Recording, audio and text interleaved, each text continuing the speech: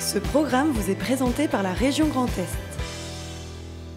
24 heures en Alsace vous est présenté par le Crédit Mutuel. Une banque qui appartient à ses clients, ça change tout.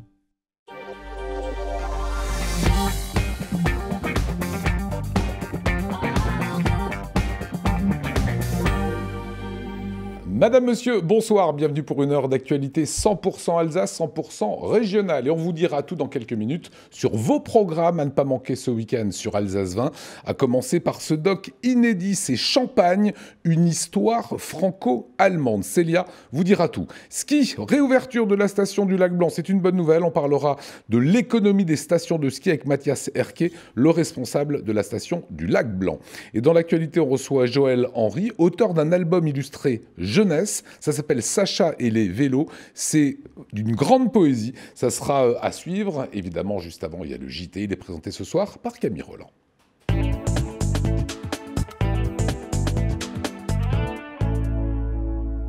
Bonsoir à toutes et à tous, au sommaire de l'actualité alsacienne ce soir.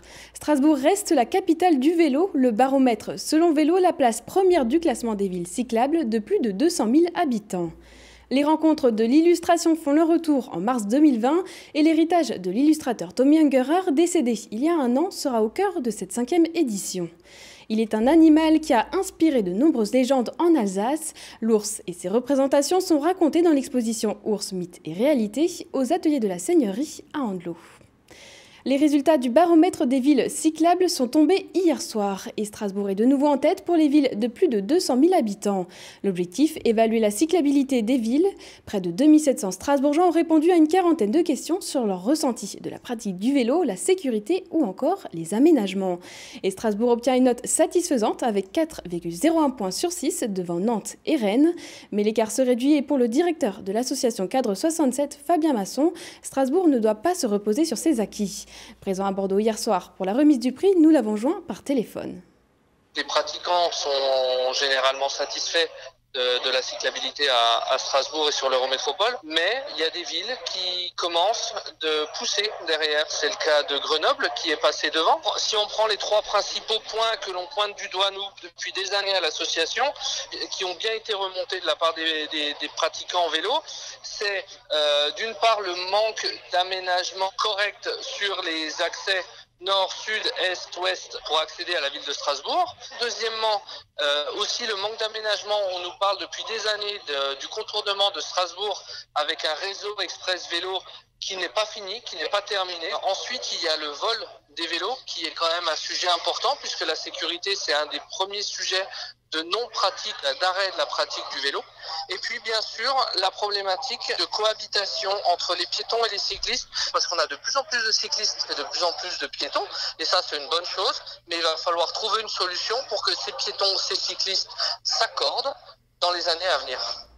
A noter que la ville d'Illkirch-Grafenstaden est elle aussi en tête du classement pour les communes entre 20 000 et 50 000 habitants. Fêter l'illustration pendant 10 jours et sur plus de 30 lieux, c'est les rencontres de l'illustration. Le rendez-vous des amateurs de dessin revient cette année pour sa 5e édition. Exposition dans les musées et les cafés, rencontres dans les bibliothèques et écoles, mais aussi spectacles. Le programme est varié. Petit tour d'horizon avec Cécile Motz.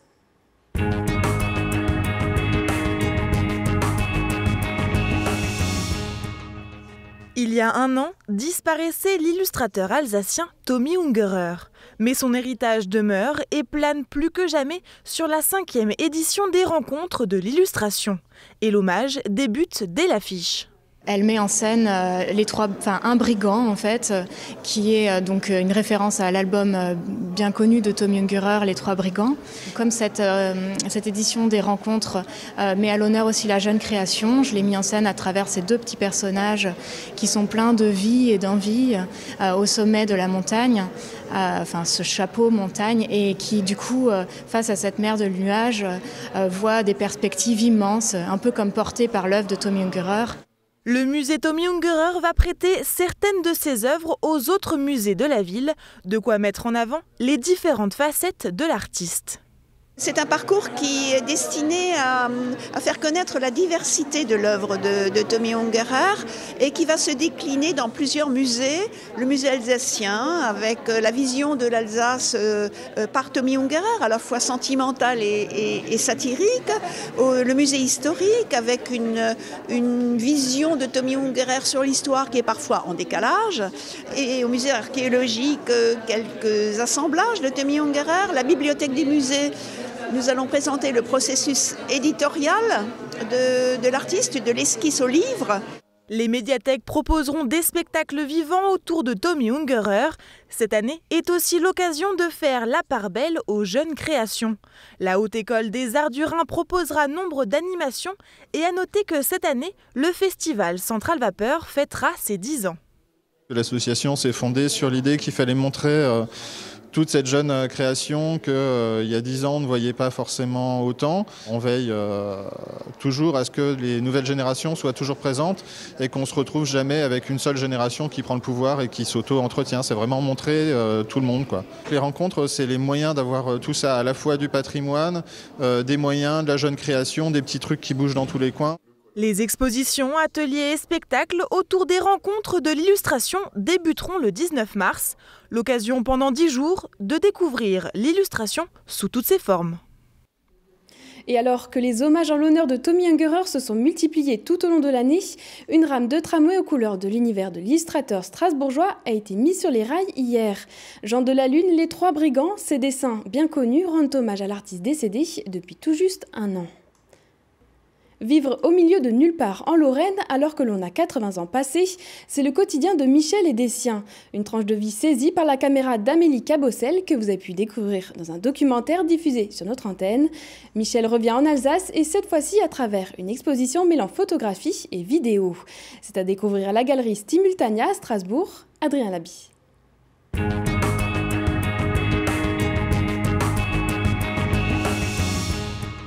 Alors moi, ce que je regrette, c'est que maintenant, alors on a une réunion de famille, tout le monde a les téléphones, tout le monde prend des photos, tu ne vois jamais de photos, on ne voit jamais de photos. Ou alors il faut pleurer, puis réclamer, puis dire « Oh, je voudrais bien une photo, je voudrais bien une photo ». Alors ils les font développer, mais autrement, on n'a pas de photos. Les photos dans les albums, quand on a le cafard, eh ben, on prend une paire d'albums et on regarde les photos, ça remet un peu, ça remet le moral. Michel et ses proches vivent dans un lieu dit isolé de Lorraine, les Blanches Terres. Ils sont les acteurs du film éponyme réalisé par Amélie Cabossel. Un documentaire qui interroge le rapport à l'image de ces personnes âgées de plus de 80 ans. Dans le film, la réalisatrice alterne ainsi scènes de vie rurale et séances photos. Un travail sur les images fixes et animées qui s'expose en ce moment à Strasbourg dans la galerie Stimultania. On parle d'un film dans lequel s'est imbriqué un projet photo de portrait, et nous on l'expose ici aujourd'hui à Stimultania. Donc c'est quelque chose d'assez ambitieux, et nous ce qu'on a voulu faire, c'est justement recréer cette idée d'œuvre qui a toujours évolué au fur et à mesure, donc à la base le film, puis on y intègre le projet photo. Et comment on peut traduire toute cette évolution, toutes ces variations, etc. Donc nous, on a vraiment voulu présenter ça un petit peu comme le décor du film. Vous entrez un petit peu dans le décor, c'est aussi pour ça qu'on a cette scénographie qui est assez particulière. Tu m'aimes quand même encore un peu? Tout petit peu. Tout petit peu. C'est sûr? Il faut que je change de pellicule. Mon pauvre vieux, t'es pas sorti. Qu'est-ce qu'elle a dit? Elle change de pellicule. La réalisatrice, petite fille de Michel, parvient à rentrer dans l'intimité des habitants des Blanches Terres. Elle nous livre un film tout en poésie sur le temps qui passe différemment quand on a 80 ans et que l'on est loin de tout. Au cœur du documentaire et de l'exposition, le rapport à l'image, à la fois souvenir et testament pour les générations suivantes. Ça a été un projet qui a été pas évident à mettre en place, forcément. Ces personnes-là sont très éloignées du numérique, par exemple, donc leur expliquer qu'on veut faire un film sur eux, sur leur vie, c'est quelque chose qui n'était pas évident pour eux à la base. Je les cite littéralement, ils disaient mais quand on devient vieux, on devient moche, qui voudra regarder ça? Et justement, tout l'intérêt de ce film, c'est de montrer ce lien qui existe entre la réalisatrice et ces personnes. L'idée aussi, c'est que quand on voit ce film, quand on voit leur rapport justement avec leur propre image, qu'est-ce qu'ils dégagent aujourd'hui, finalement, ce sont évidemment des personnes âgées, mais ça montre un projet extrêmement vivant. Pour compléter l'exposition, Stimultania invite les visiteurs à s'interroger sur les images exposées. C'est l'objectif du jeu Les mots du clic, créé par la galerie en 2013. Prenez une photographie, quelques volontaires, des cartes pour les guider et laissez-les discuter. C'est un outil d'éducation à l'image qui va aider à critiquer, interpréter une photographie qui a pour vocation d'autonomiser en fait le visiteur face aux images et de libérer sa parole. Des sessions de découverte du jeu sont ouvertes au public tous les premiers jeudis du mois entre 12h30 et 13h30. L'exposition, quant à elle, est visible jusqu'au 22 mars. Il a fait l'objet de nombreuses légendes, beaucoup de réalisateurs s'en sont inspirés et aujourd'hui une exposition lui est consacrée, il s'agit de l'ours. Et c'est même l'histoire de ce mammifère en Alsace qui est racontée à travers l'exposition itinérante Ours, mythes et réalité. Réalisée par le Muséum d'Histoire Naturelle de Toulouse, elle est visible à partir de demain aux ateliers de la Seigneurie à Andelot et ce jusqu'au 19 avril. Fanny Kunz est partie sur ses traces. Teddy, nounours, roi de la forêt mais aussi bête de cirque. Ici, aux ateliers de la Seigneurie, l'ours est présenté sous toutes ses formes. Cette nouvelle exposition interactive évoque le lien difficile qu'entretiennent l'homme et l'animal à travers 3 grands thèmes, l'ours dans la culture, dans son paysage et dans la société d'aujourd'hui. Et s'il est question des lointains ours polaires ou pandas, la présence de cette exposition à Andelot n'est pas anodine. L'ours avait une connotation assez particulière pour nous ici à Andelot, puisque Andelot est né de la construction de son abbatiale par Saint Richard. Et Saint Richard, sa légende, une de ses légendes, est cette histoire de l'ours, où un ange lui aurait dit que le jour où elle verrait une ours creuser le sol, à cet endroit-là, il faudrait qu'elle construise une abbaye, ce qui est arrivé un jour, effectivement, en redescendant du mont Saint-Odile. Elle va croiser une ours en train de creuser le sol pour y enterrer son petit, mort-né. Et à cet endroit-là, elle va construire une abbaye. À partir de ce moment-là, l'ours va avoir le droit de citer à Andelot. Même dans les années 40, il y avait encore des montreurs d'ours qui venaient se présenter ici parce que justement, c'est la cité de l'ours.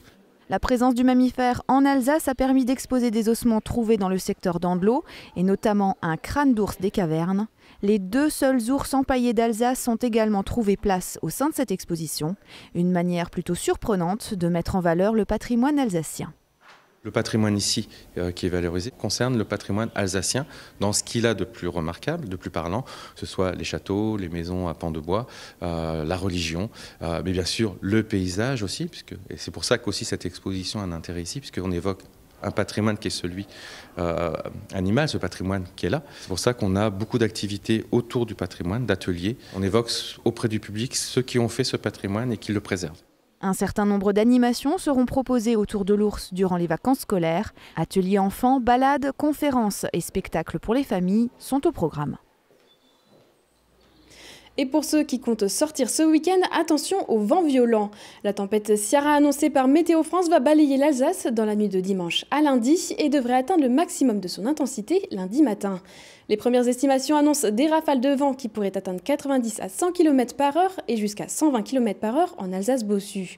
Face à cet épisode venteux, la ville de Strasbourg a décidé de fermer dimanche à partir de 16h les parcs de Pourtalès, l'Orangerie, Comtade, Citadelle et Schulmeister. Les 9 cimetières municipaux seront également fermés. Le Citat Maurice conseille aux habitants d'être vigilants, mettre à l'abri tout objet qui pourrait s'envoler, ne pas stationner sa voiture sous un arbre et éviter de se balader en forêt. Et comme toujours, pour clôturer ce journal, voici l'image du jour, Cécile Motz. Son petit nom, c'est Patrick. Après 40 ans de bons et loyaux services, le premier TGV français à traction électrique prend dignement sa retraite et a entamé sa tournée d'adieu. Et ses fans le suivent avec émotion sur les réseaux sociaux. Repeint aux couleurs d'origine, soit l'orange, il est d'abord passé par Villeneuve pour arriver aujourd'hui à Bischheim. C'était donc le grand jour au Technicentre industriel. Les agents ont pu lui dire au revoir. Construit à Belfort en 1978 et testé en Alsace, il aura fait plus de 337 fois le tour de la Terre. Alors même s'il est encore dans la fleur de l'âge, bonne retraite Patrick.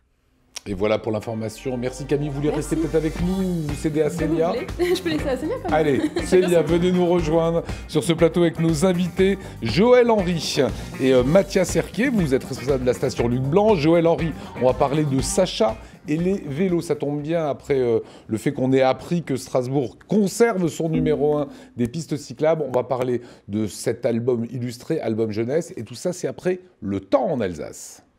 Votre programme avec CroisiEurope. CroisiEurope, croisière sur les fleuves et mers du monde à bord de bateaux à taille humaine.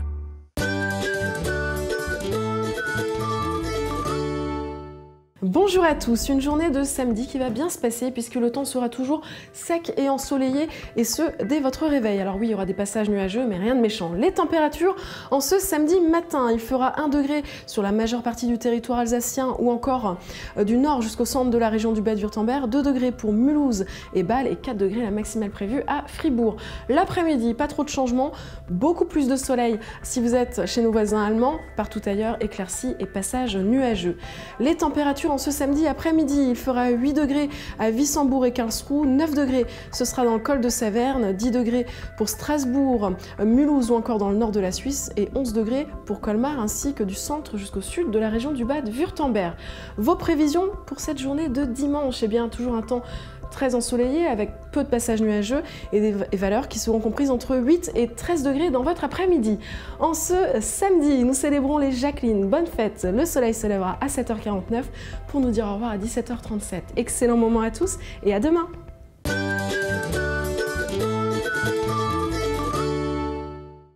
Votre programme avec CroisiEurope. CroisiEurope, croisière sur les fleuves et mers du monde à bord de bateaux à taille humaine. Et après la météo, rien de plus naturel que de parler de ski. On part au Lac Blanc avec son responsable Mathias Herquier. Comment allez-vous? Merci, très bien et vous? On est ravis de vous accueillir. Merci puisque beaucoup. Demain, alors vous l'aviez annoncé, vous aviez dit le Lac Blanc sera opérationnel le 8 février. Le 8 février, c'est demain. Est-ce que le Lac Blanc, demain, sera opérationnel? Alors, il sera possible tout à fait de skier demain au Lac Blanc. Les chutes de neige récentes et les enneigeurs automatiques nous permettent de proposer quelques pistes ouvertes à partir de demain et bien sûr le jardin d'enfants également qui sera praticable et enneigé. Alors les images qu'on est en train de vous montrer, là c'est des images qui ont été prises il y a quelques temps quand même. Hein. Oui, effectivement, là on n'a malheureusement pas autant de neige, pas encore autant de neige. Ouais. Les prévisions météo pour la semaine prochaine sont plutôt bonnes, j'ai l'impression. Il y a des chutes de neige qui sont annoncées et un temps plus froid, effectivement. Donc, le manteau neigeux pourra être amélioré dans les jours à venir. Et avec les conditions climatiques assez défavorables, est-ce que ça a été une perte sèche finalement le mois de janvier pour vous? Alors, le gros de l'activité, c'est bien sûr les vacances scolaires qui arrivent. Certaines années, on arrive à ouvrir dès le mois de décembre. Là, ça n'a pas été le cas malheureusement cette année. Donc effectivement, c'est une activité un petit peu moins importante que ce qu'on a connu les autres années. Mais voilà, c'est... Est-ce que vous avez une idée de votre clientèle? Est-ce qu'elle est purement alsacienne ou est-ce qu'elle vient de beaucoup plus loin? Alors on a beaucoup de locaux effectivement, après on a des gens qui viennent également de l'autre côté du massif, des Vosges, mais après on a une clientèle très forte qui vient du Benelux, de région parisienne, le nord de la France. Voilà, c'est essentiellement ces clientèles-là qui On vient longtemps? On vient une journée? On vient 2-3 jours? Alors, c'est pas les Alpes non plus. Non, c'est pas les Alpes, mais donc les visiteurs qui nous viennent de plus loin ne viennent pas que pour une journée, passent effectivement plusieurs jours au ski ici au Lac Blanc. Alors le 8, c'est demain, le 15, c'est samedi prochain, début des vacances. Hein. Oui. C'est quoi l'importance des vacances scolaires, puisqu'on parle d'économie aussi de blanche de la neige, sur une station comme la vôtre pendant 15 jours? Là, ça va être l'essentiel de l'activité, justement, se passe pendant les vacances. Donc un hiver, pas de neige pendant les vacances scolaires, ce serait une cata. Ce serait plutôt ennuyeux, effectivement. En fait, si on calcule bien, c'est qu'une station en Alsace, aujourd'hui, joue sa saison sur 2 mois, quoi. Oui, on peut dire ça, effectivement. Après, au Lac Blanc, on a la chance d'avoir également le bike park, donc qui nous permet d'avoir une activité en été, mais le gros effectivement, de l'activité de la station reste encore, bien sûr, l'hiver. Alors vous parlez du bike park, hein. Oui. Vous avez fait pas mal d'investissements. Canon à neige? Oui. Alors, j'ai pas le nombre exact en tête, mais on a environ 70% du domaine qui est équipé d'enneigeurs automatiques, donc qui nous permettent d'enneiger quand les précipitations ne sont pas là. Alors, il faut par contre que les conditions soit bonne. Hein. Il faut qu'il fasse moins 2 degrés notamment pour que... Moins 2. Ouais, c'est là où ça gèle, quoi. Enfin, c'est ça. Et comme, ça fige. Comme l'hiver est plutôt doux, hein, tout le monde l'a remarqué, cette année c'est... Mais ça, c'est indispensable, sans canon à neige, sans enneigeur, comme vous avez dit, c'est plié, quoi. Oui, c'est effectivement un équipement qui devient maintenant indispensable. Et pour celles et ceux qui ne skient pas, comme moi par exemple, vous avez d'autres activités prévues ? Bien sûr. Alors, la station du Lac Blanc a la chance d'avoir un panel d'activités très important. On peut faire de la raquette, bien sûr. Vous pouvez faire du ski de fond. Alors, c'est pas du ski de piste, mais voilà, vous pouvez vous entraîner sur les pistes de ski de fond. On a également plusieurs activités. On a un programme d'activités qui est bien chargé au courant de la semaine.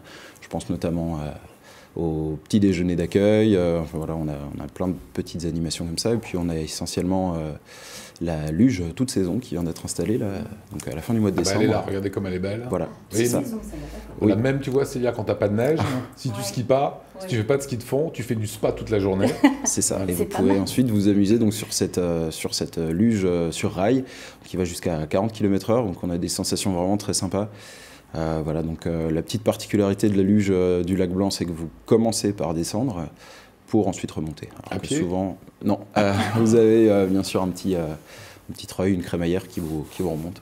Voilà, ça marche été comme hiver. Hein. Été comme hiver, oui, tout à fait. Elle a été inaugurée le 21 décembre, si je ne dis pas de bêtises. Oui, c'est des images de l'inauguration. Oui, tout à fait. Et là, elle va fonctionner donc durant les vacances, et sinon hors vacances scolaires, on va fonctionner sur les week-ends. D'accord, donc ça marchera. Et dernière question, c'est comment est-ce qu'on sécurise quelque part son activité avec le réchauffement climatique? C'est qu'aujourd'hui, c'est un petit peu aléatoire le temps, on le voit bien, hein, on est le 7 février.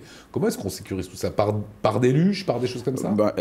Clairement, oui, il faut varier les activités et donc proposer à notre clientèle un panel d'activités variées. Et un programme d'animation qui est solide, hein, avec des choses à faire régulièrement. C'est-à-dire qu'on développe aussi l'hôtellerie, on développe des piscines, des spas, des choses comme ça? L'hôtellerie, effectivement, est déjà très bien développée dans la vallée de Kaysersberg, mais on a effectivement de plus en plus d'hôteliers qui s'équipent de spas, ce genre de choses. Donc on a des équipements qui s'étoffent d'année en année. Il faudra faire du vélo là-bas, Joël. Bah oui, voilà, bien sûr. Si vous faites du vélo avec Joël, il ramène tout le monde. Hein.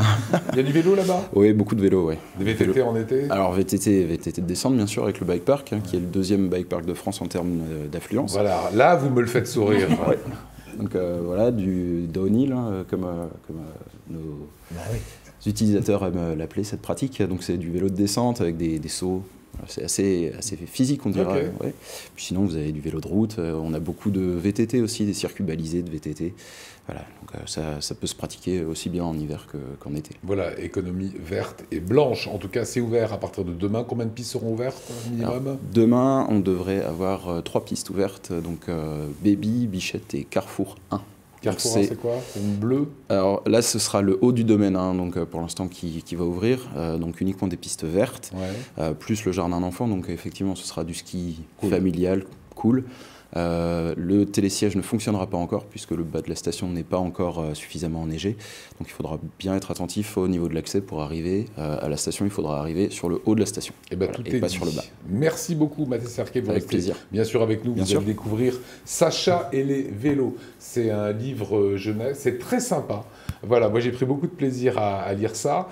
Ça évidemment on en parle avec Célia et les programmes d'Alsace 20 après ça.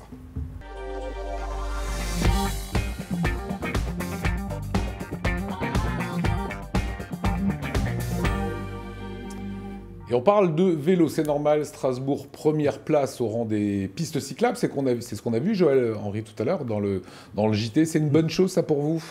C'est une bonne chose et puis c'est un peu lié, l'album est aussi un peu lié à ça parce que Ariane et moi, en fait, on s'est retrouvés sur la question du vélo parce qu'on est tous les deux des utilisateurs du vélo. Voilà, Ariane, c'est la jeune femme qui a fait les dessins que l'on découvre dans ce livre. J'avais tendance en le lisant à me dire que c'était un conte, une sorte de conte ou une ode au vélo. Oui, c'est absolument une ode au vélo, on peut dire ça, oui, tout à fait. Est-ce que c'est le monde idéal dans lequel vous aimeriez vivre? Alors peut-être pas, mais c'est un peu, c'est vrai que c'est un éloge du vélo, puis c'est un tour du monde, surtout c'est un tour du monde à vélo en fait, de différents vélos. Voilà, alors c'est le cas de le dire. Hein. Qu'est-ce que vous connaissez comme vélo, Mathias? Vélo, je vous aide. Le vélo et le tandem. Oui, bien sûr. Le VTT. Vélo de route. Vélo de route, vous êtes loin du compte. Nous, on a quelques images à vous montrer. Alors, il faut vraiment regarder dans l'image. Il y a le vélo, il y a le pédalo, il y a le vélo sauna. Il y a le vélo sauna, il faut quand même l'inventer, le vélo sauna. C'est pas tout. Il y a un monocycle, forcément. Il y a celui-ci, tiens, il est drôle. Ça, c'est le vélo à voile. Il y a le vélo taxi. Là, c'est quoi comme vélo? Là, c'est le pédalo qu'on revoit. Il y a le vélo de hipster à gros pneus. Il y a le tchukoudou, qui est le vélo en bois, je l'ai dit. Il y a le vélo qui vole. Voilà, c'est toutes les mobilités adaptées au vélo qu'on retrouve dans Sacha et les vélos, c'est ça? Et ils existent tous. Et non. Si, absolument. Mais non. Tous ces vélos, absolument. Le vélo sauna. Le vélo sauna existe, bien sûr. Je ne sais pas si vous on nous trouvez, les amis, en régie, le vélo sauna. Inventé. Vous nous le trouvez. Le vélo sauna, vous l'avez trouvé sauna quelque part. Ah oui, vous pouvez aller sur Internet, vous trouverez des vélos sauna. Et vos vélos, donc, ils ont une autre particularité, ils ont aussi des états d'âme, ils parlent. Bien sûr, oui, mais tous les vélos parlent. Oui. Ah oui. Ouais. Bon, en fait, dans la vie, quelqu'un m'avait dit un jour, il n'y a pas de hasard, il n'y a que des rencontres. Comment s'appelle votre vélo? Il s'appelle... Hasard. Ouais, non, je dis ça, il ne s'en souvient plus. C'est quand même lui qui a écrit le texte. C'est bien toi, Joël, qui a écrit le texte. Tout à fait. Voilà. Comment s'est née cette rencontre avec, avec Ariane Pinel? On rappelle que c'est elle qui fait tous les dessins. Oui, c'est elle qui a fait le gros du boulot quand même, parce que dans un album jeunesse, surtout dans celui-là où les illustrations sont très riches, où il y a plein de détails. On me dit en régie, regarde, on a trouvé le vélo sauna. C'est bien celui-là, le vélo sauna? Tu l'as sur ton Je le vois pas. Ah oui, oui. Ah oui, je ne le vois pas, non. C'est le vélo jaune. Sûr. Bon, oui, c'est le vélo jaune, bien sûr, oui, tout à fait. Oui. Et ça existe. Et ça existe. Donc tu as un vélo et on vient faire un sauna à l'intérieur. Voilà, et on s'installe près d'un cours d'eau froid, et puis, si possible, et c'est pas très répandu, mais tous ces vélos existent vraiment. Ah, oui. Est-ce qu'on peut dire que c'est un livre, on va dire, de l'écologie de demain? Un livre écolo? Alors c'est vraiment un livre sur le vélo. Alors forcément c'est écolo, mais je crois que non, l'idée c'était aussi de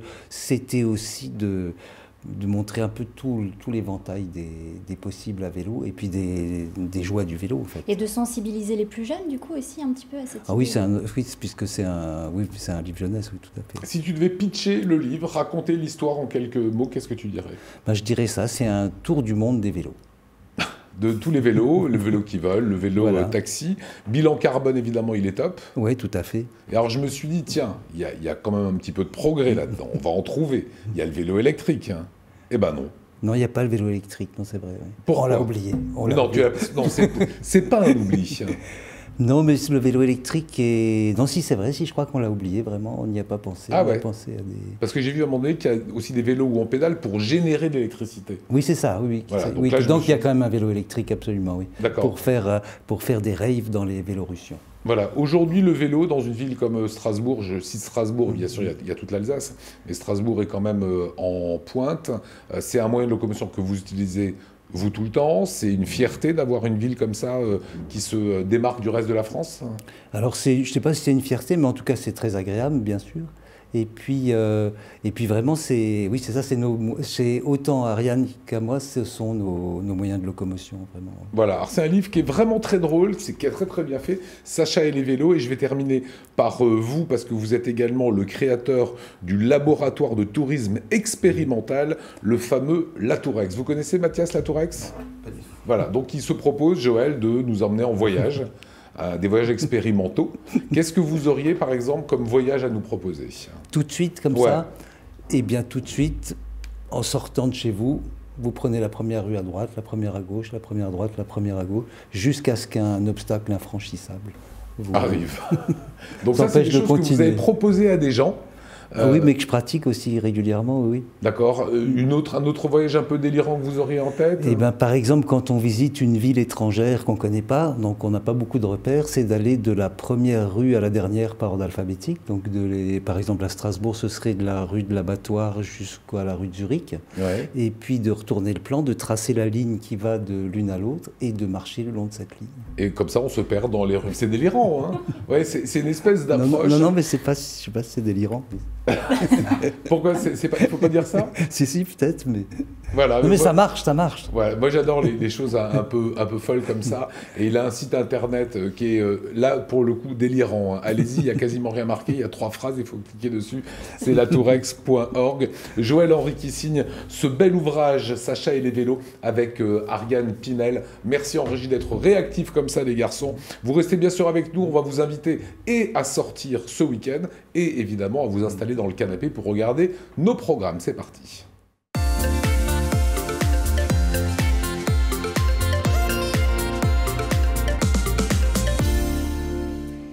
Et au programme de cette chronique, de la musique, de l'amour, du voyage, vous le verrez. Et on commence tout de suite par le documentaire qu'on vous propose ce week-end sur Alsace 20. Ça s'intitule « Champagne, une histoire franco-allemande ». Alors oui, et oui, ce documentaire nous plonge dans l'histoire du champagne, de sa création au début du XVIIIe siècle jusqu'à aujourd'hui. On y découvre, comme son nom l'indique, les influences françaises, bien sûr, comme on les connaît, mais aussi allemandes, avec des domaines germaniques comme Bollinger, Heidsieck ou encore la célébrissime Mumm.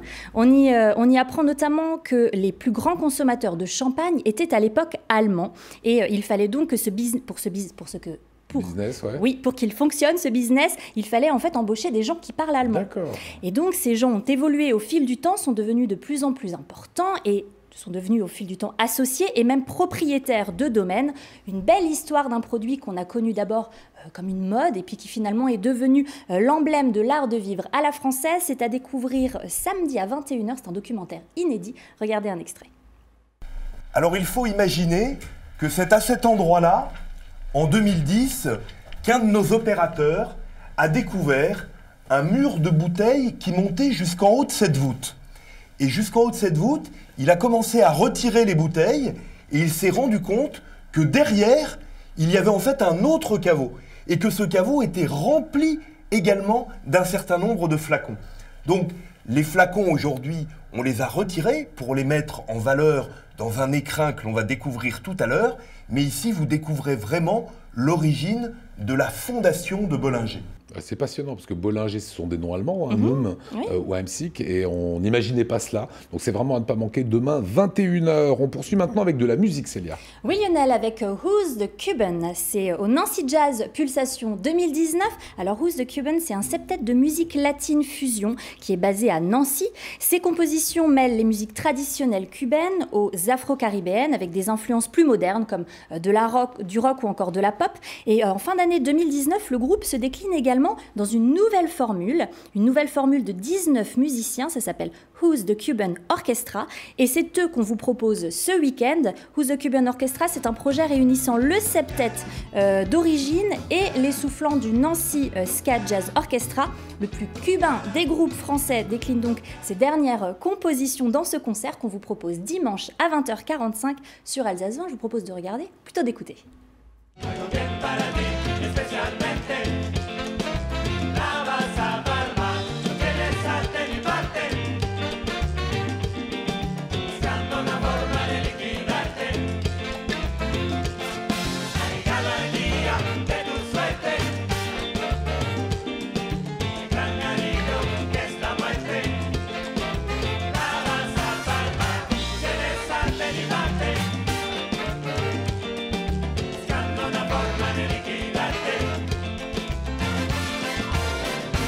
Ah, je sais pas vous, mais moi, ça m'a donné envie de sortir, Célia. Allez, on sort. Et je suis obligée de vous en parler, Lionel. La semaine prochaine, on fête l'amour, bien évidemment. Et c'est le grand retour de Strasbourg Mon Amour à partir de ce soir et jusqu'au 12 février. C'est parti pour une 8e édition de Strasbourg Mon Amour. La ville propose une riche programmation ouverte à tous, comme toujours. Et pendant 10 jours, vous retrouverez notamment le Café des Amours, Place Kléber, avec son lot d'événements, mais aussi des concerts dans différents lieux de la ville. Le plein d'animations en tout genre pour les amoureux, mais également pour les célibataires. Il n'y a pas de raison. Voici quelques temps forts. La soirée Love is in the Air, la soirée Salsa au Café des Amours, bien sûr le concert RFM Music Live qu'on attend avec impatience, la croisière s'amuse by Batorama, ça c'est top, et plein d'autres surprises. Une belle occasion de venir à Strasbourg si vous êtes un petit peu plus loin. Allez, 40 secondes pour une petite dernière. Alors, toute autre chose. On va s'évader cette fois, Lionel, mais au sens propre, qui n'a jamais rêvé de faire un road trip en camping-car pour s'arrêter où on veut. Ouais. Et moi, je l'ai fait et franchement, c'est top. On s'arrête où on veut, on change de paysage au gré de nos humeurs. Et eh bien, c'est c'est un salon, le salon du camping-car, qui a ouvert ses portes aujourd'hui et qui sera en place jusqu'au 10 février au Parc Expo de Mulhouse. C'est la seconde édition. Vous y trouverez de nombreuses nouveautés, mais aussi des véhicules d'occasion, une large gamme à découvrir et pour tous les budgets, parce que ça peut paraître cher, mais il y en a pour tous les budgets. Un village d'exposants dédié également aux véhicules de loisirs et de nombreuses associations, des équipementiers, des sociétés de location et également des fourgons, vous le voyez, et des vannes aménagées. Grand luxe, certains, ouais. hein. Ouais, exactement. Et c'est beaucoup plus discret, beaucoup plus petit, mais très confortable également. Et pas de taxe foncière et pas de taxe d'habitation. Et ben voilà. C'est pas mal. Voilà votre nouveau logement. Merci. Merci Célia. Passez un très bon week-end. On va libérer dans un instant nos invités Sacha et les vélos du camping-car au vélo. Il n'y a qu'un pas que je vous invite à franchir. Avec Joël Henry, ça a été évidemment un plaisir, comme d'habitude. Et Mathias, bonne chance pour accueillir tout le monde à partir de demain au Lac Blanc. Et la semaine prochaine, les vacances. C'est ça. C'est ça. Allez, nous on repart dans l'actualité. Une semaine dans le Grand Est. Je vous souhaite un bon week-end à lundi.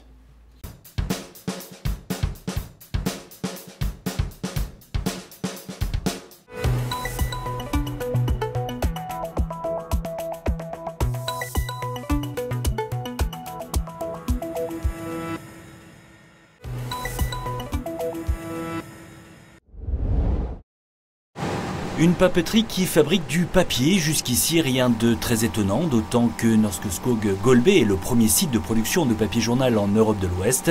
Mais depuis quelques années, cette usine du groupe norvégien Norske Skog, récemment passée sous pavillon anglais, produit plus que du papier avec différents projets dans le domaine de la bioéconomie, du développement durable et de la chimie verte, à partir du bois qu'elle travaille ou de la vapeur qu'elle génère, mais pas question d'oublier ce qui fait l'ADN de Norske Skog. Contrairement à certains, nous on ne dit pas on ne fera plus de papier. Au contraire, on a la prétention de dire que si demain il reste un acteur majeur, en tout cas sur le papier de publication, ça sera Norske Skog. Donc ça, nous, c'est notre stratégie numéro 1, c'est être performant sur notre cœur de métier. Mais malheureusement, c'est un marché en déclin. Donc il y a des années on produit beaucoup, puis il y a des années qui sont plus difficiles. Donc c'est important de trouver des activités qui nous permettent de tamponner ces effets négatifs. Donc on cherche à faire des activités autour de la bioéconomie, donc on parle des écomatériaux, de la chimie verte et également des énergies vertes. Donc par ça, on assure, je dirais, une mutualisation de nos coûts et des revenus complémentaires. Et donc ça, c'est appréciable dans les années difficiles. Et d'autant plus appréciable que Norske Skog se lance dans un nouveau projet de taille en partenariat avec la société Veolia, la construction sur le site de l'usine à Golbey d'une nouvelle chaudière biomasse qui va permettre d'abord de réduire considérablement les coûts de production du papier et de fournir de l'énergie aux entreprises de la Green Valley. Un investissement conséquent, plus de 150 millions d'euros, mais ce dossier stratégique devrait permettre d'asseoir la pérennité de l'entreprise. Il s'agit d'une station de préparation de combustible, une grosse chaudière qui va produire de la vapeur, qui va être turbinée à travers une turbine de 25 mégas. Et ensuite, on envoie la vapeur sur notre procédé. Mais également, nos voisins, Pavatex et potentiellement Michelin demain. Il ne faut pas oublier qu'une entreprise, ça doit vivre, ça doit gagner de l'argent. Donc on a vraiment tous chez Norske Skog le sentiment que de toute façon, c'est l'avenir de la société. Ça doit être intéressant financièrement et également pour notre environnement et nos salariés. C'est indispensable. C'est le fruit d'un chemin assez long. Il y a quelques années, je me souviens, parce que moi je travaille dans l'entreprise depuis pas mal de temps, on était un site de production. On produisait, il n'y avait aucun problème, le marché était là. Et puis 2006, on a initié cette stratégie de diversification. Donc on a quelques projets qui ont pu émerger. On a réussi à faire venir Pavatex, par exemple. Et puis on a, je vous dis, dans les cartons, des projets qui, j'espère, vont aboutir dans les années qui viennent, notamment dans le cadre de la chimie verte. De nombreux projets encore dans les cartons. Celui de cette nouvelle chaudière biomasse, en tout cas, vient d'être validé par la Commission de régulation de l'énergie, qui avait lancé un appel d'offres. Les travaux devraient débuter fin 2020 pour une livraison fin 2022, début 2023.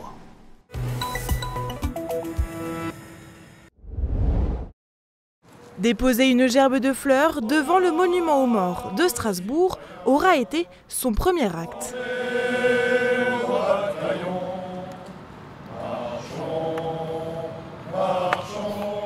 Josiane Chevalier est la nouvelle préfète du Grand Est et du Bas-Rhin. Et en son premier jour de prise de fonction, il y a de nombreuses mains à serrer. Après un entretien avec Frédéric Bierry, président du conseil départemental du Bas-Rhin, puis avec le maire de Strasbourg, Roland Ries, elle a rencontré la presse régionale. Après les 200 véhicules brûlés lors de la nuit du réveillon à Strasbourg et les agressions de sapeurs-pompiers, Josiane Chevalier fait de la sécurité publique sa priorité. Le dossier de la Saint-Sylvestre est un dossier pour nous extrêmement important. Donc notre volonté, c'est de comprendre pour mieux agir et d'être surtout en posture d'écoute des forces de l'ordre, des forces de secours aussi, qui parfois sont malmenées, ce qui est tout à fait inacceptable. Tout cela va être protocolisé pour que quand ils se rendent dans certains quartiers où ils sont régulièrement victimes d'agressions ou de caillassage, ils soient accompagnés, ils n'aillent pas seuls, que les forces de l'ordre les accompagnent. La préfète du Grand Est s'est également exprimée sur la mise en place de la collectivité européenne d'Alsace au 1er janvier 2021. Depuis mai 2018, elle était préfète de Corse et elle compte bien utiliser cette expérience à profit. Je crois beaucoup au droit à la différenciation. Je l'ai appliqué tous les jours en Corse et je pense que cette fusion de 2 départements dans une grande région répond aussi à ce souci, garder l'unité tout en respectant l'identité qui est forte. C'est vraiment cette dimension de la proximité que je retiens de mon expérience en Corse où effectivement les maires se sont trouvés un peu désemparés en perdant leur conseil départemental. Voilà, donc je pense qu'il faut de la vigilance. Ça, c'est quelque chose que je retiens et que j'essaierai de faire passer aux 2 présidents de conseils départementaux qui sont très engagés sur ce projet de fusion. À 62 ans, Josiane Chevalier est la première femme à occuper le poste de préfet du Grand Est, préfet de la zone de défense et de sécurité Est, mais aussi préfet du Bas-Rhin.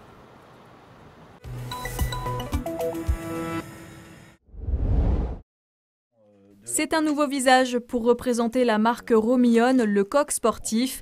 Lucas Pouille, l'un des meilleurs joueurs du tennis français, a visité récemment l'usine historique de fabrication. On apprend toute l'histoire qu'il y a derrière, tous les gens qui sont mobilisés pour que nous on se sente le mieux possible. C'est important de les rencontrer, c'est important d'écouter, d'apprendre. C'est clair que de pouvoir faire porter notre marque à des gens qui frôlent les 20e mondiaux et demain peut-être être dans les 10 meilleurs mondiaux, ça veut dire qu'ils vont beaucoup plus loin dans les tournois.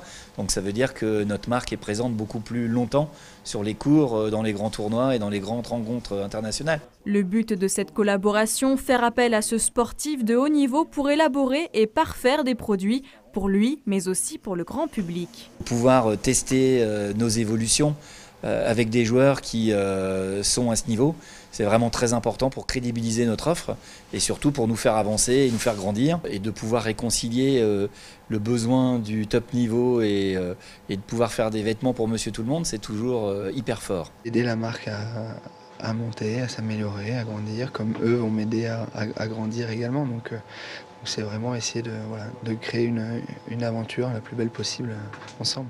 La collection 2020 est prête et d'ores et déjà portée par les plus grands joueurs de tennis mondiaux.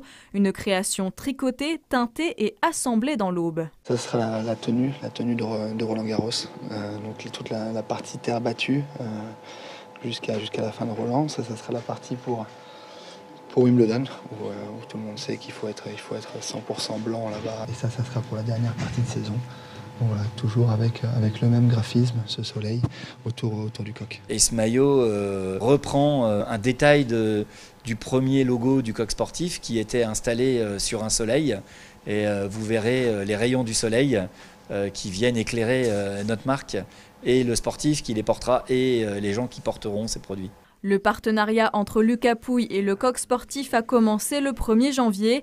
Après cette première visite et les premiers essayages, le tennisman va revenir plusieurs fois à Romilly pour les prochaines collections. On va commencer à se poser, à réfléchir aux prochaines tenues. Donc il sera naturellement associé pour donner son avis et nous emmener dans les bonnes directions. Le coq sportif est l'équipementier de plus de 60 athlètes de 25 disciplines différentes, individuelles ou collectives.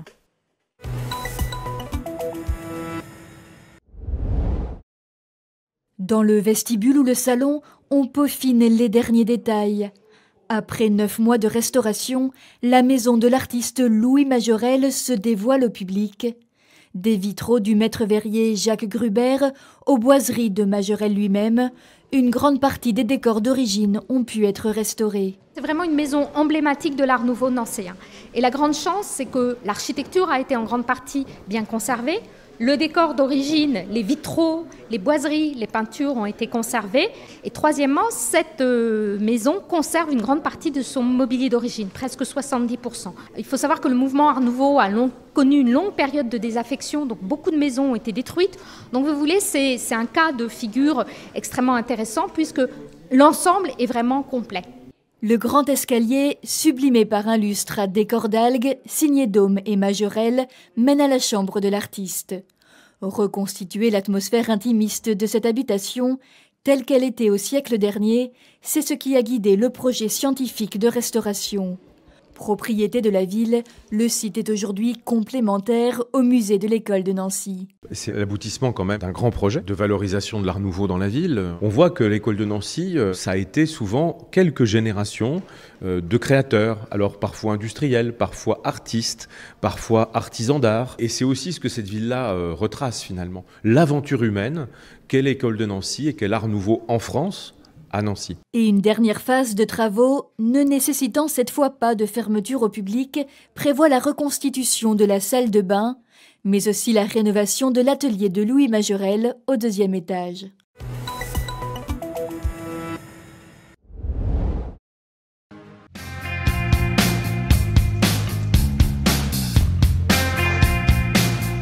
C'est un travail de précision réalisé quasi uniquement à la tronçonneuse. Tom, après le lycée, passe des heures à sculpter le bois dans l'atelier familial.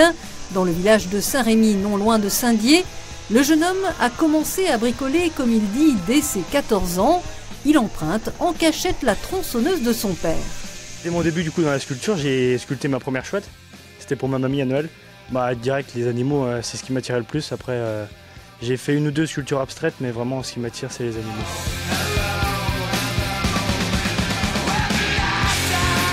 Comme tout le monde au début, je me suis trompé. Un peu, je prenais des mauvais bois et après les fissures elles fendaient. Là avec le temps, je commence à reconnaître un peu les bons bois. Comme là les ronds derrière c'est en tilleul, c'est du bon bois.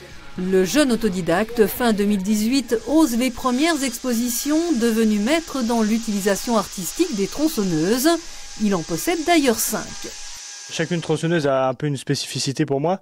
Donc là par exemple celle-ci elle a un guide pointu. Donc pour les détails, là par exemple pour les plumes ou tous les trucs comme ça, là c'est vachement bien. Le jeune homme s'est fait connaître avec son site L'Atelier du Sculpteur. Il a déjà vendu des créations et l'une d'entre elles trône à l'entrée d'une école à Saint-Dié. La directrice a passé commande pour transformer la souche d'un vieux cèdre du Liban. J'ai regardé par rapport à ce que Tom proposait et les oursons, c'était quelque chose qui paraissait intéressant pour la vie d'une école. Et il m'a proposé d'en faire 2 vu la taille et la dimension de l'arbre. Donc un ourson qui regarde vers la cour et qui regarde les enfants, plus un ourson qui regarde plutôt vers la rue. Une dizaine de jours ont été nécessaires pour ce résultat étonnant réalisé dans la masse. La sculpture suscite déjà des vocations. Le jeune Nolan est passionné par le travail du bois. Il a enlevé l'écorce parce qu'avant c'était qu'un tronc d'arbre et maintenant c'est une sculpture très belle. Des oursons qui font aussi le bonheur des enfants qui vont bientôt les baptiser. Quel est le nom que tu voudrais donner aux 2 ours? Balou et Mishka. Je voudrais bien les appeler Plume et Patachon. Palminton et Prosper. C'est une fierté et puis après voir la réaction des enfants et tout ça, ça rend heureux. Surtout dans une école primaire, je l'ai fait pendant les vacances de Noël. Ils sont revenus à la rentrée, ils avaient la sculpture dans la cour, c'est super. Tom, après son bac, veut intégrer la famille des compagnons du devoir pour devenir qui sait charpentier, un talent prometteur.